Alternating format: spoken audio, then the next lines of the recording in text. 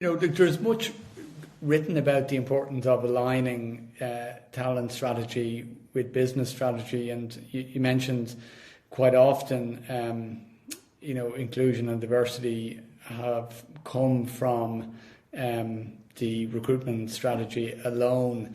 Like, how can organizations ensure that their performance management and, improvement efforts align with overall strategic goals? Because sometimes it's in that area where it breaks down, that it's not aligned and it's in a silo, and it just doesn't get the sponsorship, within an organization. Is there some way that leaders can think about how these two areas can be aligned more effectively?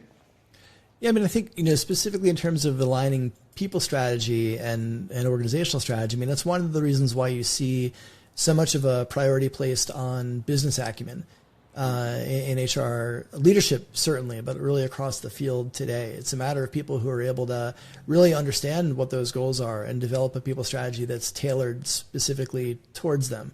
I think when you then connect that through to DEIB efforts, it's the ability to actually measure, right? I think if your most high-performing people functions have a higher degree of data fluency, and they have the tools and the systems and the HR technology that allow them to have a range of different kind of data-based views and perspectives on things like, pay equity within the organization, promotion equity, representation across leadership teams, feedback on interviews, right? Do you have a particular team or manager who is often, passing on candidates of color, right? Whether it's implicit or explicit bias. We should have the data to be able to understand those things and address those things. And so I think coming, with the data, ultimately influencing the executive teams, that's about making a business case with data. It's not just a gut feel. It can't just be, it's the right thing to do. It should be, but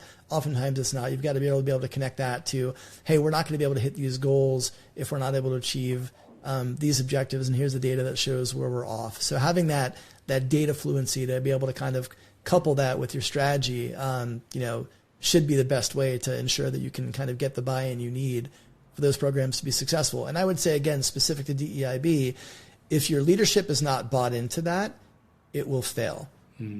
Yeah. Period. HR cannot own, advocate, and champion this in a vacuum. If their leadership team is not bought into it, if they're not supportive, they will not succeed. They just can't. This isn't something that is an HR program. Like, building equitable, inclusive organizations is not an HR responsibility. It's a business responsibility. HR can definitely drive it and create programs to help support it.